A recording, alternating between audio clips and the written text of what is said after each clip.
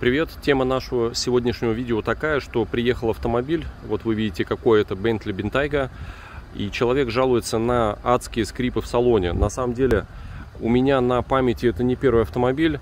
Примерно год назад приезжал такой же, причем такого же цвета. Там очень сильно скрипел люк. Машина, естественно, уже не гарантийная. Соответственно, с этим вопросом придется разбираться нам, ну и, собственно, владельцу автомобиля.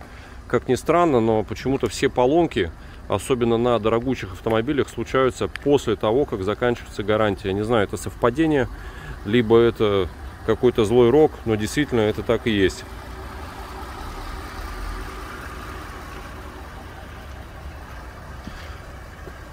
Напомню, что пробег на автомобиле 30 с небольшим тысяч километров. Машина 2017 года. Ну, давайте попробуем прокатиться и выявить, есть ли на самом деле эти звуки. Ну и, соответственно, если они есть, будем потом уже думать, как их устранять. Ну, как сказали бы блогеры, ой, я сейчас буду кататься на Бентли. Ну, для нас это не развлекательный контент, а ежедневная работа. И это просто-напросто тестовая поездка. Ну, давайте посмотрим. Ну, при спуске назад, во всяком случае, ничего не происходит.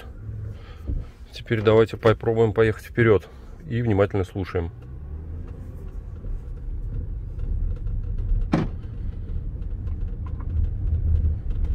Ну, я думаю, вы слышите, да? Сейчас попробую телефон назад перенести.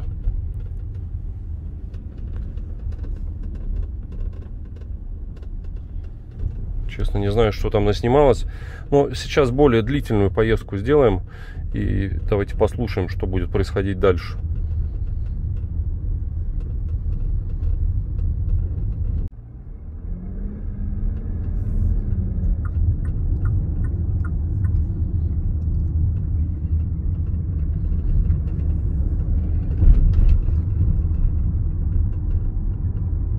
Вот я перебрался с узкого проулка на обычную проезжую часть, обычная улица. Скорость не превышает 50 км в час, обычный городской режим. И вы слышите, что скрип, но я бы назвал его неприличным. Поэтому очень хотелось бы спросить представителей Bentley, как вообще такое может быть на таком пробеге.